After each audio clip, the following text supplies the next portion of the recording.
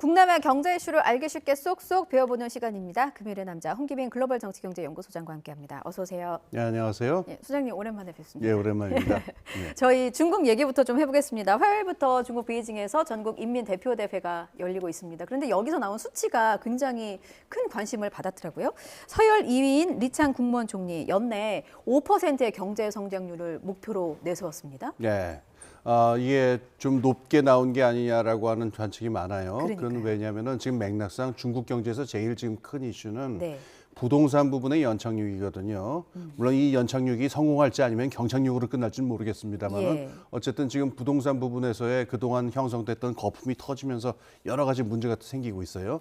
그러니까 여기서는 안정을 결국 취하기로 중국 공산당이 지배층들이 결정을 한 게 아니냐. 예. 연착륙을 해서라도. 예. 그러니까 경제 성장은 어느 정도 희생할 수밖에 없지 않겠느냐라고 하는 생각들을 많이 했었는데 막상 뚜껑을 열고 보니까 뭐 이런 워딩이 있어요. 그러니까 예. 그 안정 속의 성장이다. 뭐 이런 좀 그러니까 뭔가 애매모호한 그런 어플을 예. 쓰면서 이제 두 마리 토끼를 다 잡겠다라 이런 얘기예요. 그래서 뭐 좀 이따 말씀드리겠지만은 예. 정책 내용을 열어보니까 그 고전적인 케인즈주의 정책이라고 말할 수 있는 경기 부양 정책들이 안에 아주 가득 들어가 있습니다. 그래서 그 예상하고는 좀 다르게 예. 단순히 부동산 연착륙뿐만 아니고 성장에 있어서도 이제 어느 정도 굉장히 적극적으로 드라이브를 걸겠다라고 하는 의지가 보이고 있습니다. 말씀하신 것처럼 안정 속의 성장과 성장 속의 안정과 사실 네. 구별이 좀 모호합니다. 이게 어떤 표현인지. 뭐 다 되면 좋죠. 예, 그러니까요. 자, 케인즈 정책을 이제 찾아볼 수 있다고 하셨는데 하나하나 좀 짚어보죠. 그런데 네. 일단 외부의 우려부터 먼저 짚어봐야 될 것 같아요. 왜냐하면 네. 중국이 5% 성장 목표를 제시를 했을 때 갸웃하는 기관들이 굉장히 많더라고요. 그렇습니다. 보니까 IMF의 경우에는 중국이 올해는 4.6% 성장할 것이다. 5% 미치예요. 네. OECD도 4.7%, 세계은행도 4.4%. 외부에서는 왜 이렇게 5% 네. 아래라고 보는 걸까요? 그러니까 이제 아까 지금 말씀드린 대로 지금 중국의 가장 큰 이슈는 저 문제입니다. 이 부동산의 그 침체 문제가 있고 예. 청년 실업도 굉장히 커요. 그래서 지금 전체 기조 그리고 지금 전 세계적으로 무역 기조가 바뀌고 있기 때문에 예. 전통적인 수출의 역할을 좀 하기도 힘듭니다. 그래서 지금 비관론을 피력하고 있는 지금 골드만삭스 같은 경우에서 얘기하고 있는 경우가 이제 뭐 아주 이제 극명하게 그 입장을 대변하고 있는데 크게 예. 세 가지를 얘기를 해요. 우선 부동산 부분의 침체, 그다음에 인프라, 사회 기관 시설의 투자 부분이 앞으로 어떻게 될지 모르는데 굉장히 불확실하게 되어 있다. 그다음에 수출, 그동안 이제 중국 경제가 수출로 몇십 년 동안 이렇게 커왔는데 예. 지금 세계 경제 구조가 바뀌면서 수출 부분이 어려워졌으니까 여기에서도 불확실하다. 그래서 이 크게 세 가지 부분에 있어서 불확실성이 남아 있기 때문에 예. 올해도 전망이 좋지 않다. 이런 게 서방 측의 시각입니다. 서방 측의 시각은 좀 불확실성도 크고 뭔가 네. 이렇게 좋아질 기미가 보이지 않기 때문에 좀 좋지 않은 시선으로 본 것 같은데 네. 중국은 그럼에도 불구하고 이거를 어떻게든 뭐 끌어올려야 되는 상황인 거잖아요. 그렇죠. 5%를 달성할 수 있을 거라고 실제로 생각을 하고 제시를 했던 걸까요? 그러니까 이제 실제 실적을 보게 되면은 네. 뭐 또 이게 그렇게 지나친 숫자가 또 아니라고 볼 수도 있어요. 왜 그러냐면은 비현실적이지는 않은 거군요. 그렇습니다. 예. 그러니까 중국이 그동안 했었던 실적을 실제로 보게 되면은 예. 이 코비드 위기가 터졌었던 2020년에 물론 성적이 안 좋았어요. 근데 전 세계 다 안 좋았는데 그 이듬해인 2021년에 이게 8.3%까지 치솟았거든요. 네. 물론 이건 기저 효과는 있습니다. 그 전에 워낙 이제 성장률이 낮았기 때문에 이제 반동으로 크게 튀어오르는 그 부분은 있습니다만. 예. 그 다음에 2023년 그 다음 해에 다시 또 이제 경제 성장률이 아래로 처박히게 되는데. 그래픽 2번입니다. 보여주세요. 예. 근데 작년의 경우에는 다시 이게 5.2% 정도, 5% 정도로 뛰어 올랐거든요. 예. 그러니까 여기서 이거 뭐 작년 것도 또 기저 효과라고 얘기를 해서 올해는 더 힘들지 않겠느냐 이렇게 얘기를 하지만은 지금 나와 있는 실적을 보기 때문에는 올해 5%라는 숫자 뭐 그렇게까지 뭐 무리스러운 숫자라고 얘기를 할 수는 없을 것 같아요. 그리고 이제 좀 아까도 말씀드렸지만은 지금 정책을 보게 되면은 그 경기 부양을 위한 고전적인 케인즈주의 정책에 어떤 그 국채를 발행을 해가지고 대규모 적자 재정을 편성한다든가 일자리 정책을 열심히 한다든가 예. 이런 것들이 대폭 포함되어 있기 때문에 뭐 이게 서방 측의 입장하고 다르게 꼭 뭐 불확실한 이 불가능한 것만은 아니지 않느냐. 근데 우리 이 상황은 항상 그렇습니다. 이 서방 측 얘기도 그렇고 중국 측 얘기도 그렇고 다 이 프로파간다의 성격이 어느 정도씩 있기 때문에 예. 이거 그냥 다 참조를 하고 예의주시할 필요는 있습니다. 이 결과론적으로 이게 나중에 올해가 지나고 보면 뭐 5% 넘었으면은 뭐 성공하면은 현실적인 정책이었다라는 평가가 나올 거고 못 넘으면은 비현실적이었다. 작년의 경우에는 중국 정부에서 예측했었던 그 목표로 발표했었던 네. 목표 성장률을 달성을 했었어요. 그러니까 올해도 뭐 그렇게 될 수도 있겠죠.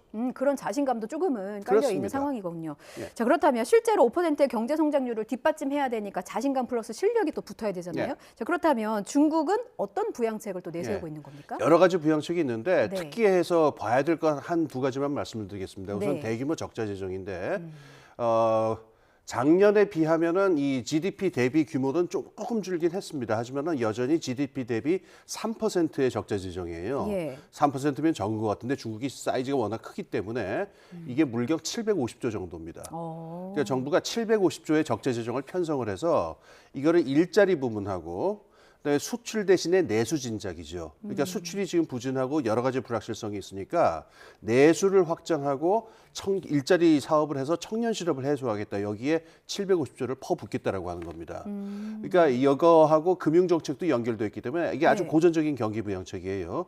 그다음에 한 가지 더 이제 주의해서 봐야 될 게 있는데 네. 정부에서 그 편성하는 적재 재정 중에 이 한 185조 정도를 갖다가 국채를 발행을 해서 이 부동산 그 연착륙의 제일 큰 훅과 하나가 지방 정부의 부채 문제거든요. 예. 이 부동산 경기가 이제 그 부진하기 시작하면은 지방 정부의 부채가 많이 쌓이게 되는데 예. 이걸 정부가 끌어안겠다는 겁니다. 어. 근데 지방 이 부채를 갖다가 정부가 인수를 한다라고 하는 거는 결과적으로 민간 부분의 소비를 활성화하는 효과가 있기 때문에 이것도 굉장히 강력한 그 경기 부양 드라이브 정책이 될 수가 있습니다. 그래서 이 숫자 규모가 굉장히 큰 걸로 봐가지고 예, 예. 성장에 대한 의지가 분명히 확고하게 있다. 그러니까는 이게 뭐 중국이 그냥 앉아서 놀고 있으려고 하는 것은 아니다. 뭐 이런 정도로 분명히 확인할 수 있을 것 같아요. 중국이 발행하려는 특별국채가 그럼 묘수가 될 수 있다고 수장님도 보십니까? 그렇죠. 그러니까 이 특별국채 우선 이거는 세금으로 충당하는 게 아니기 때문에 예. 국내에서의 어떤 그 자금 수요를 당장 건드리지 국내에서의 소비나 투자를 위축시키지 않는 효과가 있고요. 그다음에 이거를 장기적으로 국채를 발행해 가지고 이 부동산 위기를 5년, 10년 아주 장기적으로 연장을 시킬 수가 있기 때문에 지금 연착륙 부분에서 중국 정부가 제가 봤을 적에는 계획대로 나가고 있는 것 같아요. 연착륙의 계획을 한 5년 전, 7년 전부터 가지고 있었는데 중국 네. 정부가 예. 그걸 지금 순서대로 시행해 나가고 있는 그런 수순으로 보입니다. 그렇군요. 이렇게 중국이 경기도 부양하겠다고 나서고 또 과학기술 혁신도 굉장히 강조를 했더라고요. 예. 그렇다면 사실 중국은 우리 기업들에게 굉장히 큰 수출 시장이잖아요. 예, 우리 예. 기업들에게도 좋은 소식입니까? 그러니까 지금 무역협회라든가 이런 쪽에서 나온 입장을 보니까는 이제 밝은 어떤 우리에게 있어서 긍정적인 얘기가 있는데요. 예. 중국이 아까 말한 대로 지금까지의 그 세계 무역 구조가 바뀌면서 수출보다는 내수라든가 국내적인 어떤 산업 연관을 강화를 해야 되니까 예. 이 높은 수준의 중간재라고 이제 보통 그러죠. 그러니까는 그 최종 소비재는 아니고 그렇다고 완전히 기초 생산재는 아니고 예. 상당한 기술이 들어가야 되는 종류의 중간재들에 대한 수요가 굉장히 높아지게 되는데 이게 우리나라 제조업하고 굉장히 밀접하게 연결이 돼 있어요. 예. 그러니까 중국에서의 산업 구조 변화라고 하는 게 올해 이제 예측되는 산업 구조 변화라는 게 우리나라의 수출에 상당한 어떤 뭐 청신호가 되지 않겠느냐 이런 분석도 일각 있다는 것 기억할 필요가 있겠습니다. 예, 제조업 분야에 좀 빛이 들어왔으면 하는 생각입니다. 다음 주제 넘어가 볼게요. 정부와 서울시가 외국인 가사근로제를 도입하겠다 이런 정책을 발표해서 저희도 뭐 언론에서 많이 다루기도 했고 시청자 여러분께서는 이게 언제 되는 거지 궁금해하실 텐데 차일피일 늦어지고 있습니다. 이유가 최저임금 때문이다. 예, 지금 정부에서 시범 사업을 마련을 했어요. 네. 그러니까 뭐 당연히 시범 사업부터 시작을 해야 되겠죠. 그래서 외국인 노동자 한 100분을 갖다가 모셔다가 지금 시범 사업을 하는데 예. 제일 예민했던 쟁점이 여기에 최저임금을 적용할 거냐 말 거냐의 문제입니다. 근데 최저임금을 적용을 하게 되면은 이게 그 지금 서울시 오세훈 시장이라든가 그다음에 다른 분들이 지금 한국은행 쪽에서도 이제 우려를 얘기하고 있는 게 예. 최저임금을 적용을 하게 되면은 가사노동 그 외국인 가사노동자들에게 지급해야 될 임금이 200만 원이 훌쩍 넘는다. 그럼 이게 그 우리나라에 상당히 많은 사람들에게는 이게 큰 부담이 되는 액수니까. 그럼요. 이게 직장인의 월급이잖아요. 그렇죠. 이게 현실적으로 그럼 무슨 의미가 있느냐라고 하는 반론이 나오고 있어요. 그런데 예. 어쨌든 지금은 그 최저임금제라고 하는 쟁점이 붙어 있으니까 좀 이러지도 못하고 저러지도 못하고 이게 좀 큰 문제가 되고 있는 상황이죠. 그럼 법을 좀 설명해 주시면 좋을 것 같아요. 예. 외국인 근로자, 그러니까 합법적으로 취업을 했다면 지금 내국인, 그러니까 한국 국적을 갖고 있는 사람과 동등하게 근로기준법, 최저임금법이 적용되기 때문에 이게 지금 문제가 되는 상황인 거죠? 그렇습니다. 예, 그렇습니다. 이 그렇군요. 많은 분들이 이제 홍콩이라든가 싱가포르 같은 데서는 그거 적용 안 되는데 왜 그러느냐. 예. 실제로 조금 이따 말씀드리겠지만은 홍콩이나 싱가포르는 그래서 외국인 가사 노동자가 들어왔을 적에 임금이 훨씬 싸거든요. 지금 얘기해 주셔도 될 것 같아요. 임금이 얼마나 좀 차이가 나는지 보면 좋을 것 같습니다. 그 대만하고 싱가포르하고 홍콩의 경우를 보게 되면요. 예. 시간당 임금이 한 1,700원에서 2,500원 사이인데 예. 우리나라는 최저임금을 적용을 하면 9,800원이에요. 그리고 실제로 형성되어 있는 그 가사노동에서의 그 시간당 임금은 한 12,000원, 13,000원 이런 정도로 되어 있기 때문에 네네. 이 최저임금보다 조금 높죠. 그러니까 이게 비교를 하게 되면은 막 한 4배, 5배 이렇게 크게 차이가 나는 이 상황이거든요. 그러니까 이게 어떤 분들이 이게 납득이 안 간다라고 얘기를 하는 거예요. 네, 똑같이 네. 외국인 가사 노동자를 쓰는데 저쪽에서는 굉장히 싼 값에 싼 임금으로 쓸 수가 있기도 했는데 우리나라는 왜 이렇게 높은 거냐? 예. 최저임금 때문 아니냐 이렇게 얘기를 해요. 여기에 그 싱가포르와 이 나라들하고 우리나라의 차이점이 있습니다. 어떤 차이가 있습니까? 우리나라는 ILO에 가입이 돼 있어요. 아, 국제노동기구. 예, 국제노동기구 예. ILO에 가입돼 있는데 그 국제노동기구에 가입돼 있으면요 국적에 의한 임금이라든가 근로조건의 그 차등 이게 허용이 안 됩니다. 그걸 법제화할 수가 없습니다. 그런데 홍콩은 ILO에 가입이 돼 있지 않습니다. 그래서 차등 임금이 가능한 거군요. 그렇습니다. 예. 그 다음에 싱가포르의 경우에는요 예. 최저임금제가 없어요.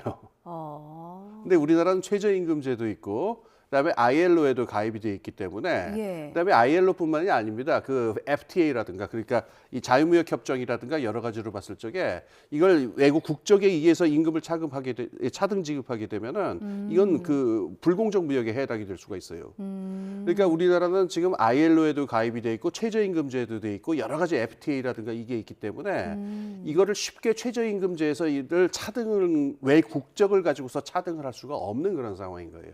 그런 어려움이 있습니다. 쉽게 말해서 다른 나라들보다 허들이 훨씬 더 많다. 그렇습니다. 예, 이걸 뛰어넘으려다 보니까 하나하나 절차를 밟아나가기가 쉽지 않은 상황입니다. 그런데 한국은행이 이게 언급한 거잖아요. 한국은행의 경우는 통화정책을 결정하는 기구인데 네. 한국은행에서 이렇게 언급했을 정도면 이게 뭔가 방안이 있어서 제시한 게 아닐까 싶기도 네, 한데. 그렇습니다. 그래서 예. 이거를 우회할 수 있는 방안으로 한국은행에서 얘기한 지금 뭐 국회에서도 논의가 되고 있습니다만은 예. 첫 번째는 이게 뭐 편법이라고 할 수도 있는데 가사 근로자의 형태로 그 고용 근로계약을 맺지 말고 예. 가사 사용인이라는 개념이 있어요. 그건 뭘까요? 이건 뭐냐면은 지금 그냥 가령 우리가 가사 도우미를 쓴다라고 한다면은 그 용역 회사가 있어가지고 예. 용역 회사하고 계약을 맺고 그 일하시는 분은 용역 회사하고 또 계약을 맺어서 이렇게 들어오잖아요. 예. 이러면은 이제 꼼짝없이 최저임금제도 적용이 되고 이제 다 이게 적용이 돼야 되는데 예. 그 가사 사용인을 원하는 개별 가정하고 그 가사 사용인하고의 사적인 개인 간의 어떤 약속인 것처럼 이런 형태를 빌면은 이걸 피해갈 수 있다. 이게 지금 한국은행에서이라든가 지금 국회에 있는 일부 법안의 내용이에요. 그러니까 업체를 끼지 말아라. 업체를 이거네. 끼지 말아라. 그렇죠. 그렇군요. 그다음에 두 번째 방법이 있는데 이건 예. 좀 더 보편적으로 많이 활용되는 방법입니다. 이를테면 예. OECD에 있는 뭐 독일이라든가 프랑스 같은 데서 쓰는 방법인데 일부 업종을 아예 지정을 하는 거예요. 여기는 그러니까 이 독일이나 프랑스 같은 경우 외국의 경우에 예. 국적에 의해서 그 최저임금을 차별하는 경우는 찾아보기 힘들어요. 그런데 업종에 따라서 최저임금을 차등 지급하는 경우는 있거든요. 국적이 아니라 업종으로 구별하라. 그렇죠. 예. 그래서 이 가사 돌봄 노동 부분을 갖다가 아예 업종을 최저임금을 차등 지급하는 부분으로 만들어 놓고 예. 이렇게 하게 되면은 외국인 노동자들에게 싼 임금을 지급하도록 하는 방법이 가능하지 않겠느냐. 예. 이 두 가지 방법 정도가 논의되는 것 같습니다. 그렇군요. 그렇군요. 올해 합계 출산율이 0.6명대더라고요. 앞으로 더 낮아질 일밖에 안 남았는데 짧게 이 초저출산의 원인 중에 가장 큰 부분을 차지하는 게 이제 양육에 대한 고민이잖아요. 이거를 함께 고민을 해야 될 것 같은데 특단의 방법이 있으시다면 소장님께서 좀 방법을 뭐 한두 가지 제시해 주실 수 있을까요? 우선 특단의 방법은 없습니다, 저는. 근데 지금 이 이슈랑 관계해가지고 우리가 네. 신경을 조금 더 깊게 들여다봐야 되는 문제가 있는데 예. 이 지금 외국인 가상 노동자들을 들여오는 부분에서 이제 반발이라든가 비판도 만만치 않습니다. 이거는 국제적인 차별이다, 네. 뭐 구시대적인 발상이다 이런 얘기들도 있는데요. 네. 이거를 꼭 이렇게 대립적인 관점에서 볼 게 아니라 근본적으로 우리가 놓치고 있는 게 하나 있는데 네. 육아 문제, 출산과 육아 문제를 갖다가 그 저렴한 비용의 노동력을 외국에서 들여와 가지고 해결하겠다는 얘기는 예. 좀 제가 직설적으로 얘기했지만 돈으로 해결하겠다는 얘기예요. 그렇죠. 근데 이건 돈으로 그런데 해결할 수 있는 부분은 출산이라든가 육아라고 하는 문제는 예. 돈만 가지고 해결되는 문제가 아니고 마음도 있고 사회 전체의 어떤 태도라고 하는 것도 있고 문화라든가 사회적 관계라든가 포괄적인 어떤 그것으로 접근을 해야 되는 문제거든요. 예. 근데 이걸 순전히 비용의 문제로만 접근을 하게 되면은 두 가지 문제가 동시에 나타나게 됩니다. 우선은 외국인 노동자들의 인권 문제라든가 여러 가지 그야말로 그 인간적인 처우 문제 같은 것들이 나올 수가 있고 두 번째로 이게 과연 이런 식으로 비용으로 접근하는 게 출산 문제에 대한 근본적인 해결책이 되겠느냐. 그러니까 차라리 그 육아휴직을 길게 한다라든가 사회 전체가 육아와 출산에 대해서 친화적으로 사회 전체를 바꿔야 되는 과제 같은 것들이 계속 뒤로 밀린다면은 예. 이게 과연 근본적인 해결책이 될 것이냐. 그러니까 이 지금 이걸 분명히 필요한 부분이 있을 거예요. 외국에서 노동력을 들여와 가지고 가사 돌봄 노동을 하는 거는. 예. 근데 이게 좀 더 근본적으로 우리가 돌봄이라든가 출산을 바라보는 그 패러다임이랄까 근본적인 시각에 있어서 문제까지 과연 대체할 수 있는 거냐? 예. 이거는 근본적으로 재고를 할 필요가 있을 겁니다. 저출산 해결책과 관련해서 많은 전문가들께서 그렇게 말씀을 하시더라고요. 예. 근본부터 좀 바꿔야 된다. 사회적인 비용만으로 보지 프로다임을 바꿔야 말자는 된다. 거죠. 예, 그러니까 진단이 좀 잘못된 것 같기도 하다는 생각이 듭니다. 그러니까 배가 아픈데 두통약 처방받을 수는 없으니까 그렇죠. 그런 부분에서 정확하게 원인과 좀 어떤 해결책이 있을지를 정확히 들여다보고 정부 정책을 설계하는 것도 필요하다는 생각이 들었습니다. 여기까지 듣겠습니다. 자, 오늘 홍기빈 글로벌 정치경제연구소장과 함께 말씀 나눠봤습니다. 고맙습니다. 네, 감사합니다.